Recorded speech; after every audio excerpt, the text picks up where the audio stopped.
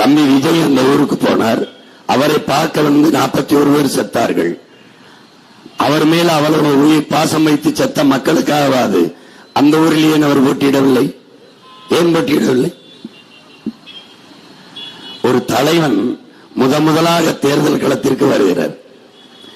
தன்னை ஹீரோ என்கிறார். நான் உச்சத்திலிருந்து இறங்கி வருகிறேன் என்றார். நான் என்னுடைய உச்சத்தை விட்டுட்டு வருகிறேன் என்றார். நான் ஒரு மாஸ் என்கிறார். நான் ஒரு பிளாஸ்ட் என்கிறார். அப்படி தன் மீது நம்பிக்கை இல்லை, தன் மக்கள் மீது நம்பிக்கை இல்லை. ஒரே நேரத்தில் 2 தொகுதியில் போட்டியிடுகிறார். ஏன்? ஏன்?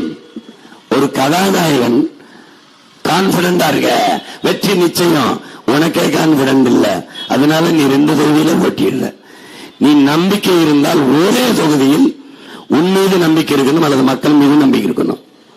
நீ 2மே இல்லாம 2 தொகுதியில ஏன் போட்டிடுவ? இன்னும் ஜனநாயகத்தில் இன்னொருக்கு இருக்கிற வாய்ப்பையும் பெறுகிற கொடுமை. இதெல்லாம் கால கொடுமை. ஒருவன் ஒரு பதவியில் இருக்கும் போதே இன்னொரு பதவிக்கு போட்டியிடுவது, ஒருவன் 2 தொகுதியில் போட்டியிடுவது, ஒன்னு தன் மீது நம்பிக்கை இல்லை, மக்கள் மீதும் நம்பிக்கை இல்லை. அதைத்தான் காட்டுகிறது. எந்த மாதிரி எடுத்துக் கொள்கிறது என் மக்கள்? எந்த மாதிரி என் மக்கள் இதையெல்லாம் பொறுத்து சகித்துக் கொள்கிறார்கள்? எப்படி? வாக்குக்கு காசு கொடுக்கிற மரபை என் மக்கள் எப்போது சகிக்க தொடங்கினார்கள்? ஒரு நேர்மையாளன், ஒரு நல்ல ஆட்சி தர வேண்டும், மக்களுக்கு தன்னலமற்ற சேவை செய்ய வேண்டும் என்கிற எண்ணம் கொண்டவன் எதற்காக ஓட்டுக்கு காசு கொடுக்க வேண்டும்? ஏன் காசு கொடுக்க வேண்டும்?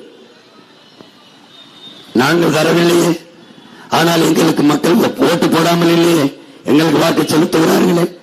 நீங்கள் சாதி சொன்னீர்கள், மதம் சொன்னீர்கள், சாராயம் கொடுத்தீர்கள், சாப்பாடு கொடுத்தீர்கள், பணம் கொடுத்தீர்கள். அதையும் தாண்டி 36 லட்சம் மக்கள் எங்களை தேடி எளிய பிள்ளைகளுக்கு வாக்கு செலுத்தி 3வது பெரிய கட்சியாக உயர்த்தது எப்படி?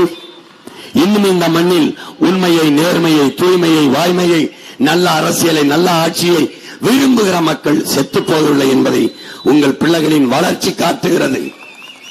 நான் யார்? என்ன பின்புலம்? எங்கள் அப்பன் அமைச்சரா, இல்ல மந்திரி மகனா, இல்ல பெரிய செல்வந்தர் மகனா? எதுவும் இல்லை.